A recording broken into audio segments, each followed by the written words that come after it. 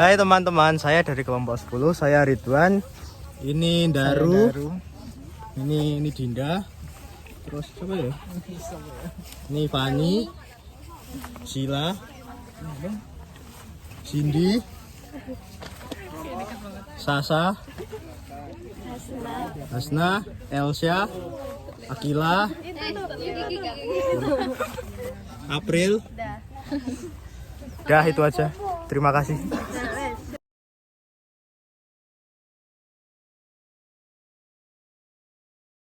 TNI tahun 2023 pasal 34 selain tugas TNI menjaga keamanan negara itu membantu pemerintah sipil.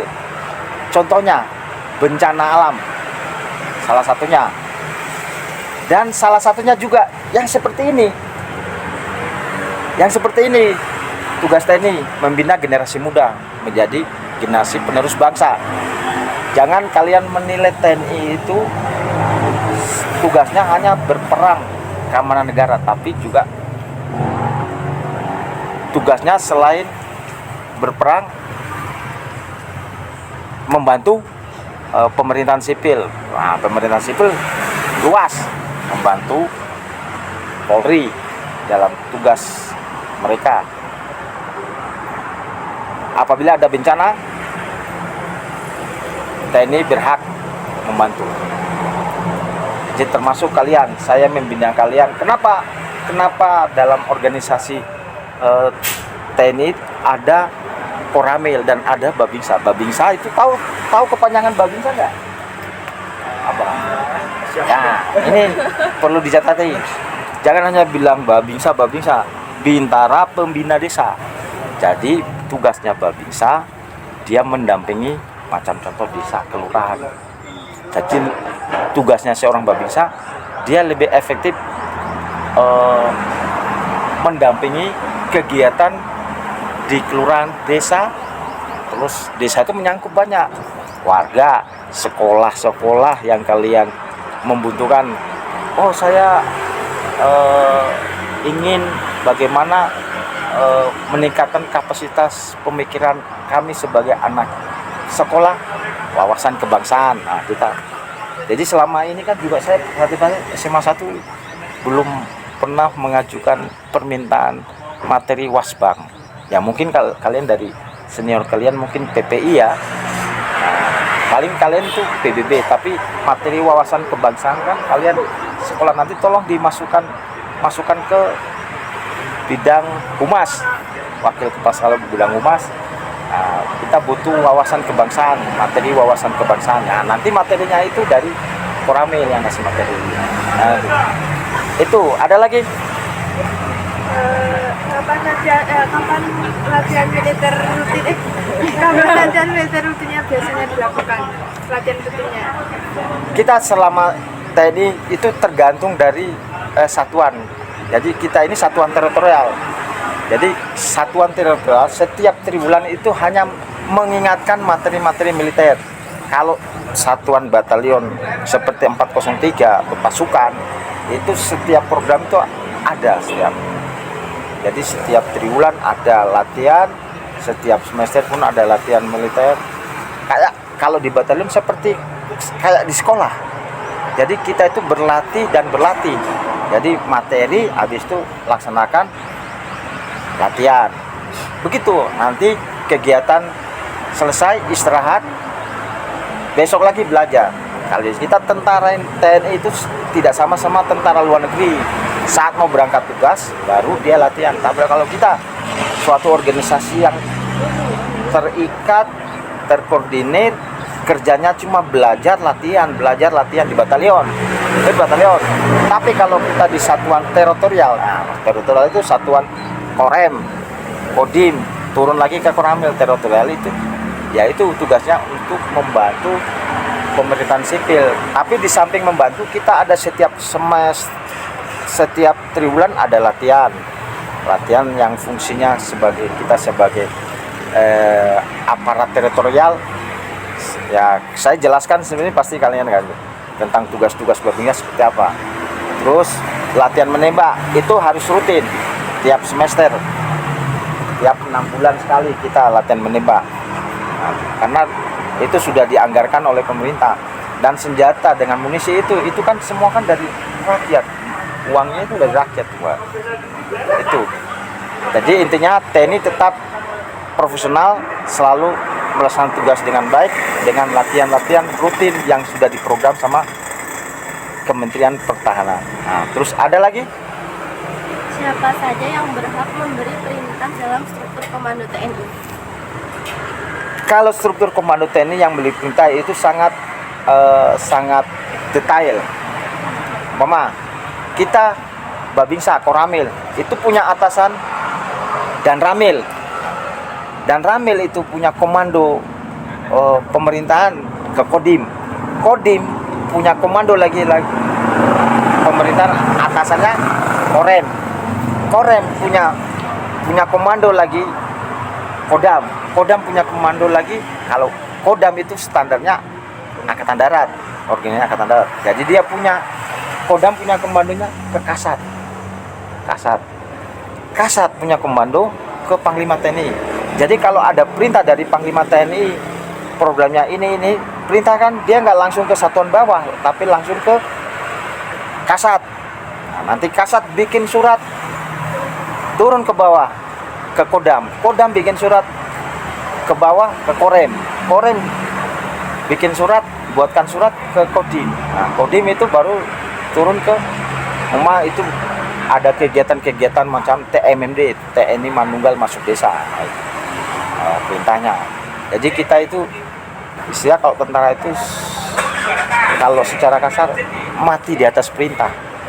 Jadi kalau kalian pingin jadi tentara, dari sekarang disiplin kalian harus dipertahankan, toh? Karena kalau panggilan jadi seorang tentara itu panggilan hati nurani. Kalau terpaksa nanti malah dinasnya malas-malas. Ya, karena apa? Tugas tentara itu jangan dianggap sepele. Itu tugas yang paling mulia.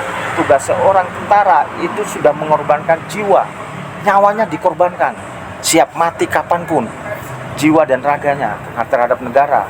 Jadi kalian masuk TNI itu kalian sudah menggadaikan nyawa kalian. Jadi profesi yang paling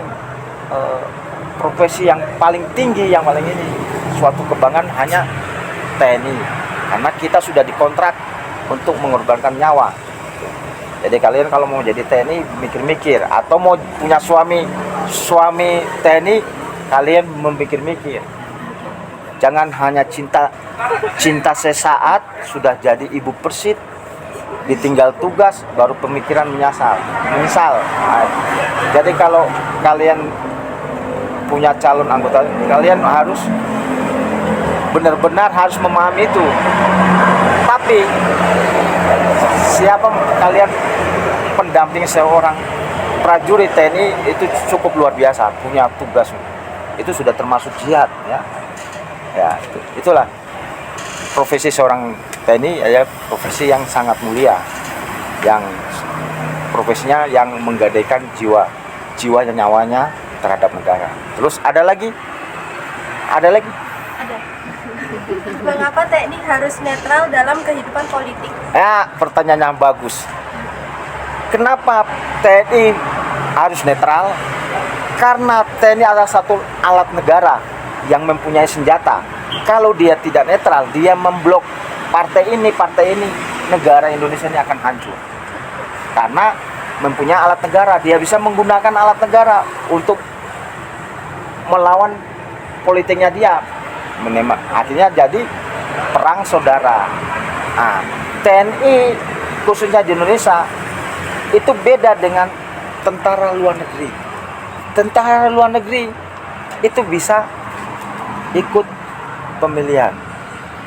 Dia ikut pemilihan. Nah, makanya karena itu aturan-aturan pemerintah Indonesia itu sudah cukup baik sesuai dengan Undang-Undang Dasar 45, dengan Pancasila itu sudah sangat baik. Jadi intinya kenapa TNI tidak ikut pemilihan suara, ikut pungut pemilihan tingkat daerah, presiden, kita nggak coblos. Ya, karena itu mengantisipasi seperti itu karena kita adalah alat negara. Ya.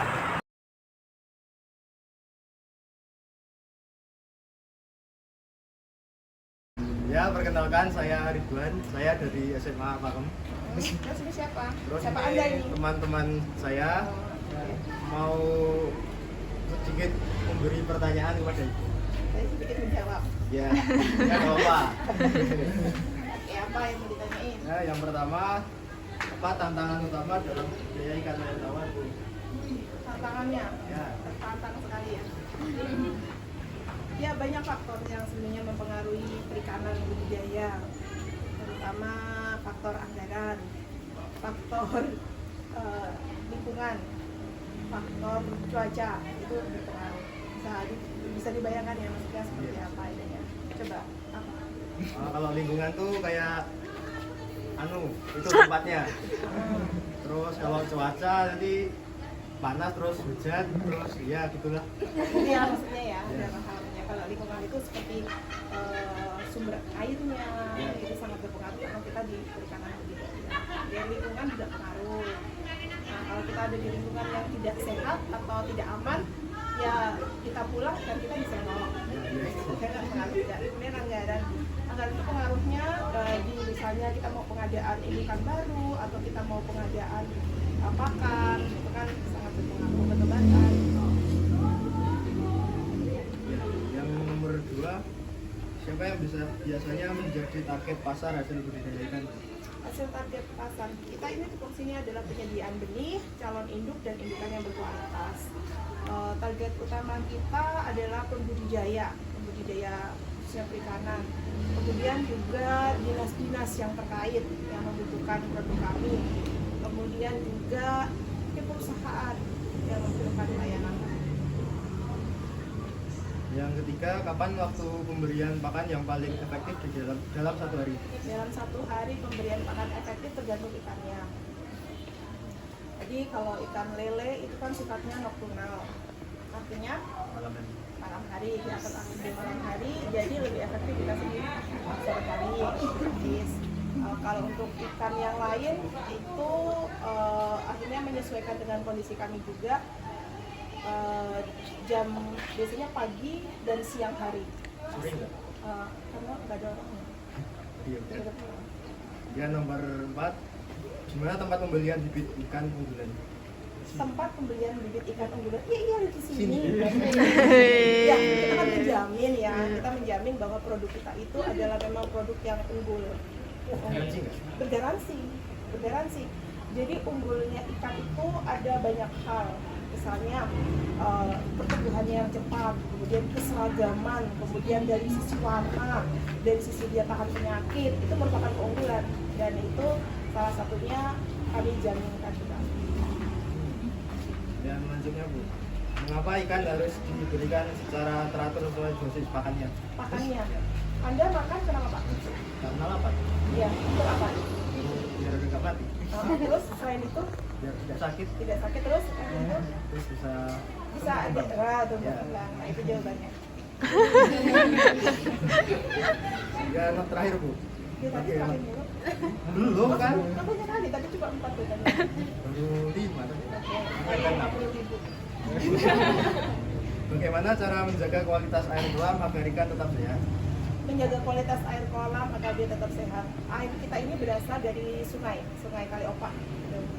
Kalau Kaliopa insya Allah masih aman ya. Tapi untuk ininya kita sebelum masuk ke kolam kita ada kolam filter satu untuk pengendapan lumpur. Kemudian ketika ikan masuk ke kolam, sebelum ikan masuk ke kolam tahap persiapan itu memang disiapkan bahwa itu benar-benar sudah istilahnya pH-nya sudah sesuai, tidak terlalu tinggi. Kemudian asamnya juga dicek juga, pada asamnya tidak terlalu asam, jadi sesuai untuk perairan perikanan budidaya. Kan kita juga ada lab, jadi mereka yang ngecek kualitas airnya. Ya udah sih, Bu, itu aja yang mau saya tanyakan. Gitu doang. Makasih ya, Bu. Oke, sama-sama. Selamat jalan lagi. Ya. Terima kasih.